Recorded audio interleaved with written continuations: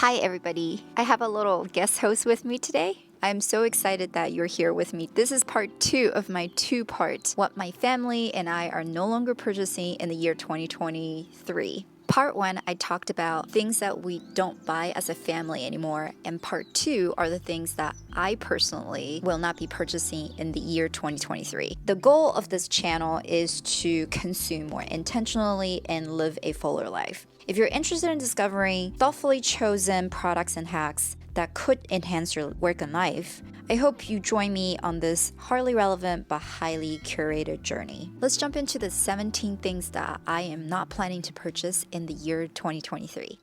So I'm going to group the 17 items into 4 categories. Number 1 is overly abundant. So this means I have too much and should focus on using what I have instead of buying more. Number 2 is totally obsolete. So these are the things that I don't use anymore and should not be tempted by marketing to buy more. Number 3 is utterly content.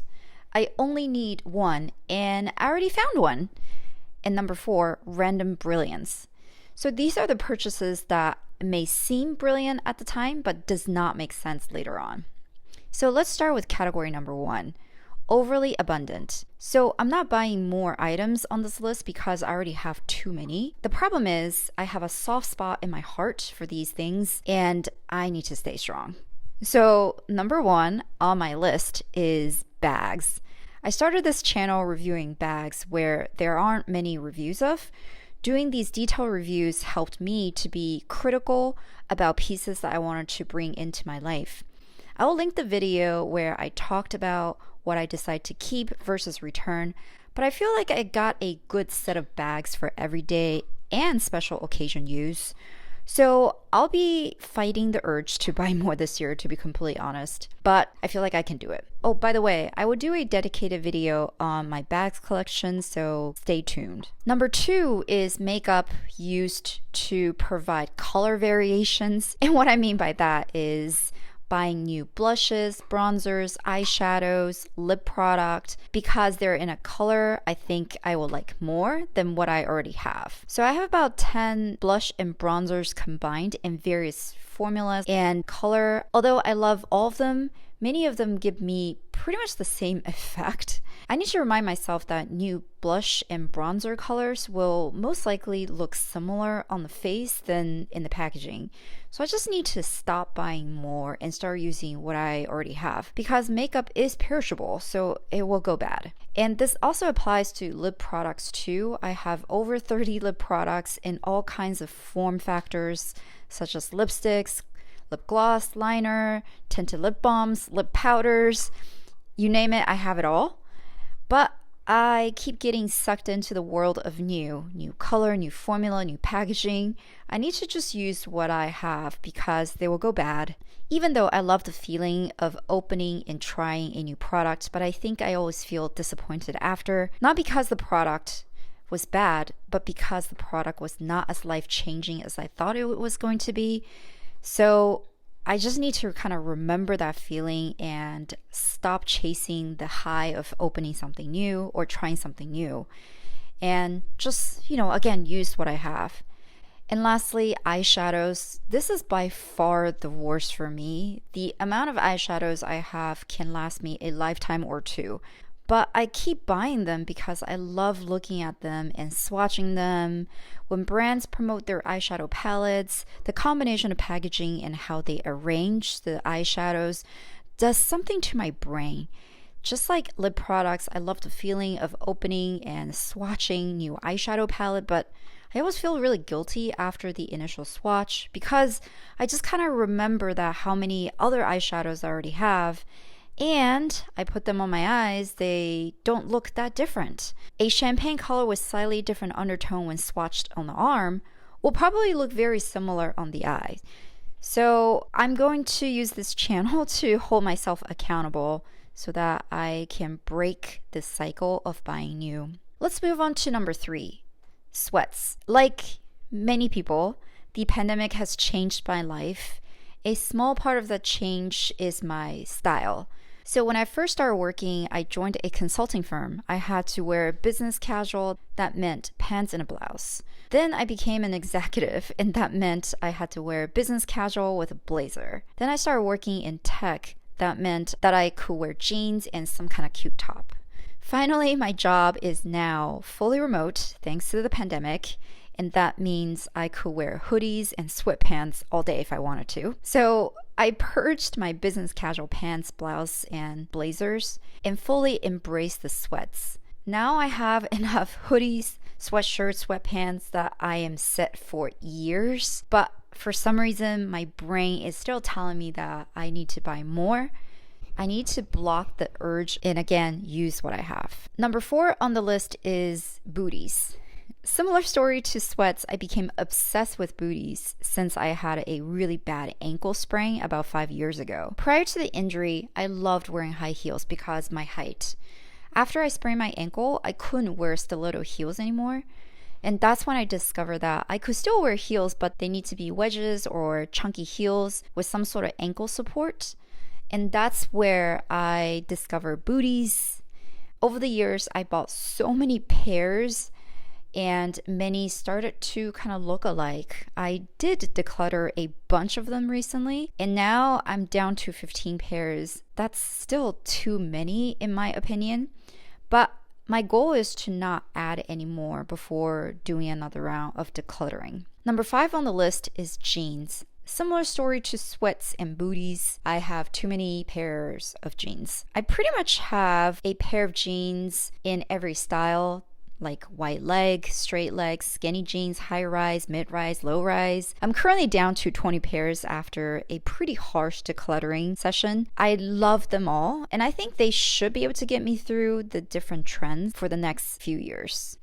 So let's continue on this clothing thread, but moving into the second category, the totally obsolete category. Includes things I just don't use anymore. So I should use what I already have and not buy more of them. The challenge with this category is that oftentimes I get distracted by how attractive the marketing is or this fantasy self, but these things are getting easier for me to not buy. I still need to kind of work on it. So number 6 on the list is dress pants. I don't need to wear dress pants to work anymore, so I declutter 90% of my dress pants over the years. And I found myself buying more the last couple of years, even though I don't wear them anymore. By the way, one of the things I'm challenging myself to do is to wear more of the pants that I already have when I'm working from home. I don't wear them because I put pants on a pedestal for some reason. A lot of them are as comfortable as jeans, and sometimes their comfort level is equivalent to sweatpants, but I see them as nicer clothes. I wanted to start treating them like normal clothes and actually wear them instead of just having them around. I also think because I have been wearing so much sweats lately, I'm starting to lose my sense of style and confidence. I do believe that the way you look can influence the way you feel. So I'm going to focus on wearing what I have this year so I can reevaluate what works and what doesn't work for me. Number 7 is special occasion clothing pieces. I don't have a lot of special occasion events coming up, and even if I do, I already have things I could wear. I have a good number of basic but quality pieces, some fancy pieces, and some unique pieces. I would challenge myself to make something out of the combination of what I have this year instead of buying more stuff. So number 8 on the list is leather clothing items. I love the concept of leather. A nice leather piece can last you a lifetime. It molds to your body. It will never go out of style. But the problem is, I just don't wear them. The only leather pieces that I actually wear are my leather jackets, and I have 2 of them. But for some reason, when I see a leather piece clothing that fits me, I want to have them. My brain just has to stop. I just need to keep reminding myself that I just don't wear them. Number 9 on this list is nail polishes. It's just too much work and too hard to maintain. I'm too lazy for nail polishes.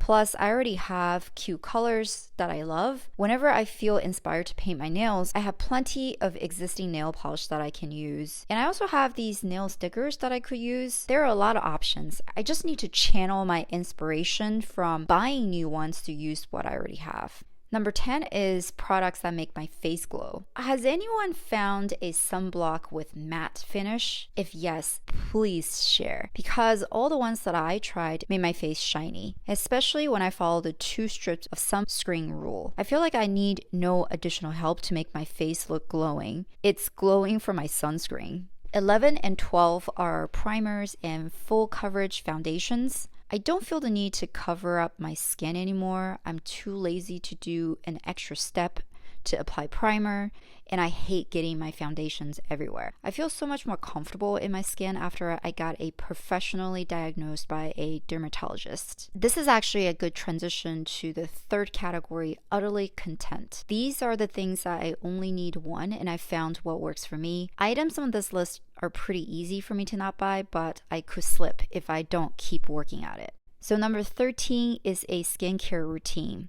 I don't know why I didn't do this sooner, but I finally went to see a dermatologist for my adult acne. I thought my acne was not severe enough for a doctor's visit, but I finally decided to make an appointment last year when I met my medical insurance deductible. My dermatologist prescribed tretinoin, and my skin has been in the best shape for years. If you can take one thing away from this video, is to stop spending money on expensive skincare and go see a dermatologist if you are dealing with skin issues. That could be big or small. I learned so much, including the fact that many drugstore skincare products are just as good, if not better, due to the lack of fragrance than some of the high-end skincare products. Skincare is about understanding what your skin needs, the ingredients that are scientifically studied and tested for that specific needs, and staying consistent with your routine. 14 on the list is face powder. I still use face powder because sunblock makes my face glowy. Since my skin is looking and feeling so good, I use a small amount, which means most powder will work for me.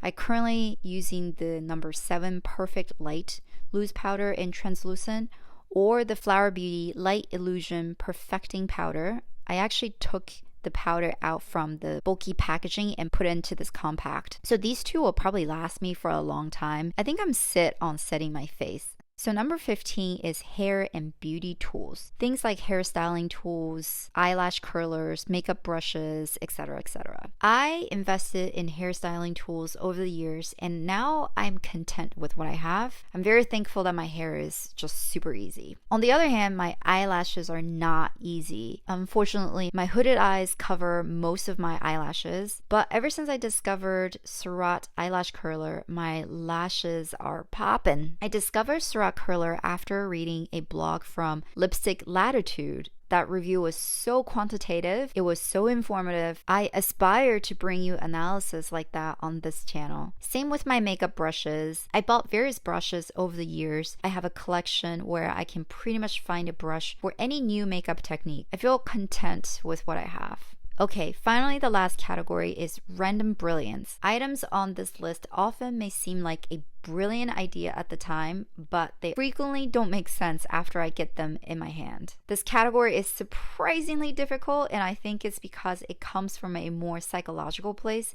I mean, everything on my list so far is somewhat psychological, but I think this one comes from a deeper place. So the first item in this category is things on sale. I get a rush from buying things that are on steep discounts. It's like accomplishing something, buying leather pieces that fit me perfect, but even better when it's on sale.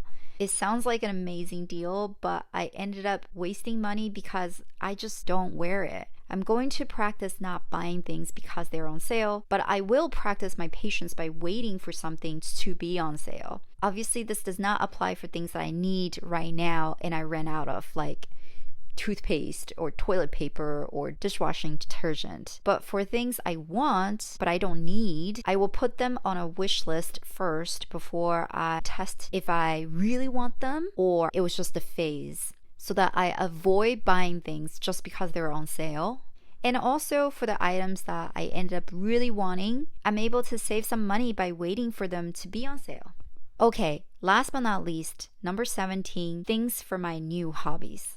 This one is so hard because Deep down inside of my heart, I wanted to have a hobby that I'm passionate about, but it's much easier to daydream about it than actually putting the work into it. It's less risky and more fun to just shop for things that I need to get the hobby going instead of spending time on the hobby itself and be super disappointed when I realize it's not as fulfilling as I thought it would be. The problem is the guilt starts to kick in when I realize that it was a waste of money and time, and the only thing to show for is just more clutter. This year, I am not going to start any new hobbies. Instead, I'm going to revisit the ones that I already have, where I have all the gear, and to really give it a chance to decide how I feel about them. So I hope you enjoyed this video. Making this list was surprisingly rewarding for me. It allowed me the chance to kind of reflect my life and my mental state at the moment, and I'm just really glad that I did this. Let me know in the comments below if shopping is something that you're struggling with, like me. What are some of the things that you're planning to not buy this year? I'm not gonna make this channel all about no buy, but I will check in periodically on how I'm doing, and I really wanted to use this channel to support each other and hold each other accountable. I hope you will stay with me. Anyway, I will see you next week. Bye!